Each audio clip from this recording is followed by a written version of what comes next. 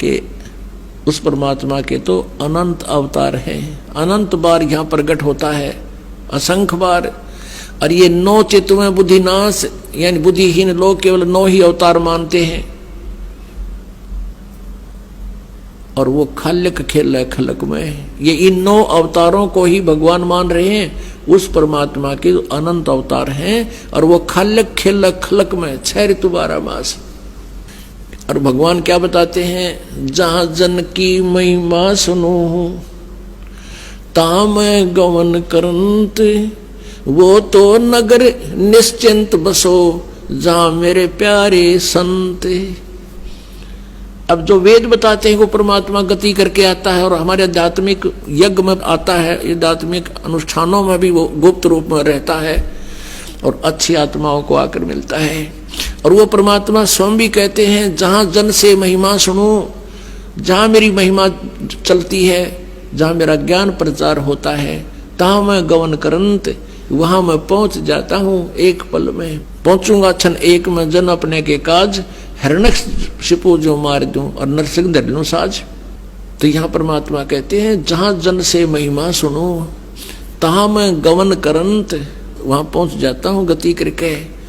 और वो तो नगर निश्चिंत रहो जहां मेरे प्यारे संत, जहां मेरी प्यारी आत्मा है, कहते हैं उस नगरों को भी हानि नहीं होने दूंगा। पवित्र बाइबल में लिखा है, एक जगह कहते हैं एक व्यक्ति के पास भगवान पहुंच गए और उन्होंने कहा कि ऐसे ऐसे उस नगर में बहुत हाहाकार मच रही है और लोग अन्यायी हो गए हैं, उस नगर को मैं नाश करूंगा। तो उस भगत ने पूछा कि प्रभु, यदि उस नगर में आपके 10 भगत होंगे, क्या तुम फिर भी उनको नाश कर दोगे? कि नहीं, यदि मेरे 10 भक्त भी होंगे तो भी उस नगर को मैं नाश नहीं करूंगा। फिर पूछा कि वहां आपके यदि 2 भक्त होंगे तो भी नाश कर दोगे? कि नहीं, मेरा 1 भक्त भी होगा तो भी मैं उस नगर का नाश नहीं करूंगा। तो पुण्यात्माओं, यहां वही परमात्मा कहते हैं, जहां जन की महिमा सुनो तहां मैं गवन करंत, और वो तो नगर निश्चिंत रहो जहां मेरे प्यारे संत। पुण्यात्माओं, 1 भगत के कारण भी एक नगरी बसी रहती है, तो वो कितने निकम्मे आदमी है। तो इसलिए कहते हैं, संत ना होते जगत में तो जल मरता संसार।